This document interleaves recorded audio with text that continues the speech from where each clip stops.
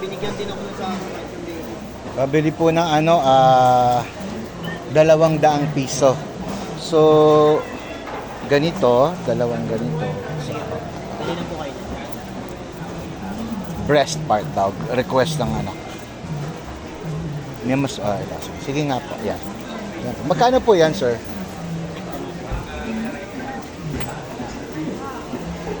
195. Okay, pang tinola po na putol. Ilan putol po, apat? Obra, kung obra pong apat. Pwede na yun, sir. Opo. Ito pwede rin isama sa tinola. Ano? Opo, pwede po, atay. Atay. Ito, sir, same day. Sige po.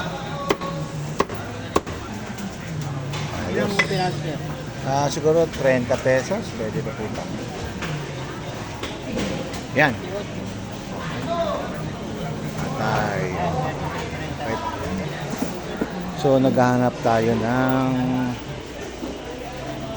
dito. Pero wala. Walang dito. So, hindi ko alam kung tutuloy pa yung prito. Anyway, marami na naman yung manok. Dito ako sa palengke namin. Itong palengke na to ay glass market. May mga iba't mga medyo limited yung choices para sa farmers and farmers. May mga gadal, mga isdang dagat. So para mas mabilis, gagawin ko pupunta ako sa gulayan at hihingi ako ng mga sahog para sa tinola. Sila na yung bahalang kumuha. Hi ma'am. Okay. Maraming tao.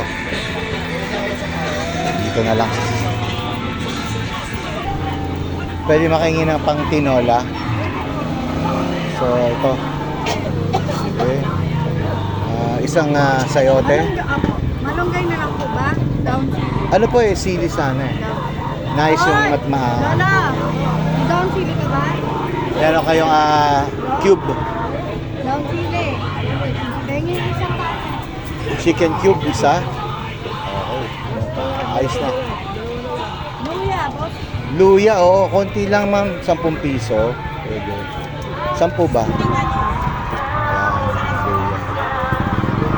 Ganda ng kulay, no?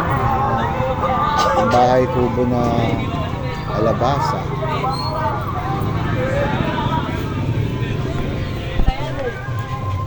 Diba ang soundbite dito, no? Break it to me gently yung 75. 75 po.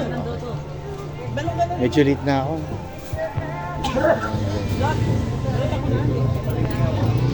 So, salamat po. Ito tayo dadaan sa isang pasilyo. Ano?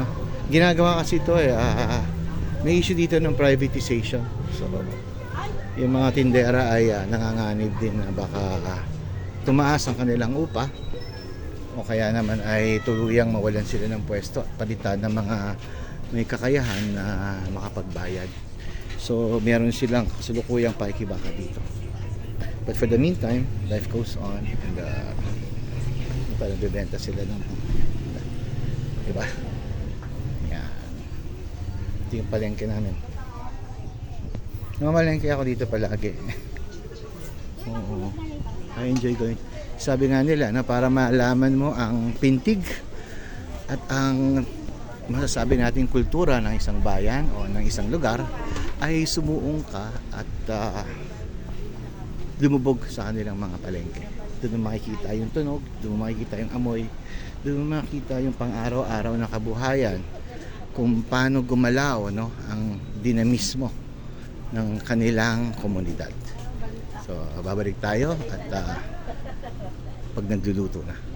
See you later. Dito tayo sa neighborhood.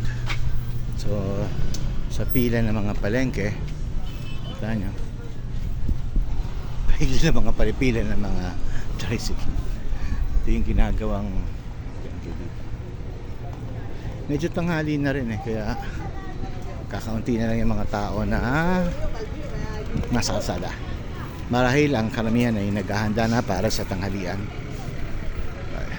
Dito rin umiikot ang jeep, no, na may rutang balik-balik Quiapo. Okay.